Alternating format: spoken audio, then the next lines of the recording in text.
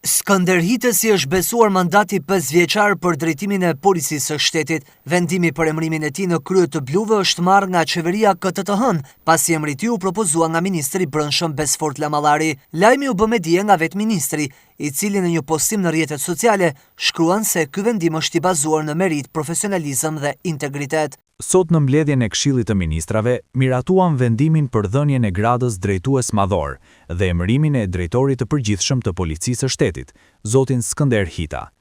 Ky është një vendim i bazuar në merit, profesionalizëm dhe integritet. Skënder Hita ka rezultuar ndër kandidatët më të vlerësuar nga një proces konkurrues, duke dëshmuar përvojë të spikatur, vizion të qartë strategjik dhe angazhim të palëkundur ndaj ligjit dhe qytetarëve.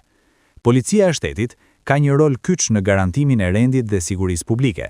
Prandaj, drejtimi i saj kërkon jo vetëm aftësi profesionale, por edhe ndershmëri, etik dhe përgjegjësi të lartë publike. Jam i bindur se në drejtimin e tij, policia e shtetit do të vijojë të forcojë performancën, të rrisë besimin e qytetarëve dhe të përmbushë me përkushtim misionin e saj në shërbim të sigurisë dhe shtetit të së drejtës.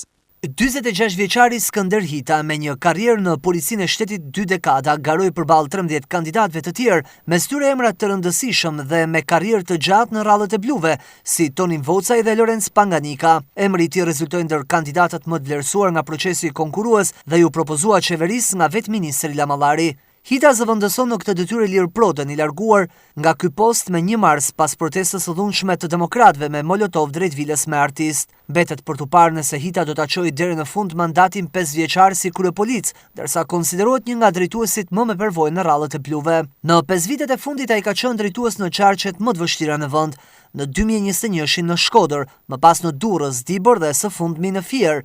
Me marrjen e detyrës ai pritet të nisë një analizë të plotë të drejtorive të policisë në të gjitha qarqet e vendit. Në profilin e tij profesional bie në sy edhe fakti se gjatë gjithë karrierës në policinë e shtetit, emri i Skënder Hitës nuk është përfolur për lidhje me krimin apo grupe kriminale. Ai nuk është përmendur në asnjë rast në kontekst të kultivimit të lëndëve narkotike apo aktiviteteve të tjera të paligjshme, duke ruajtur një profil të pastër dhe një reputacion të qëndrueshëm profesional.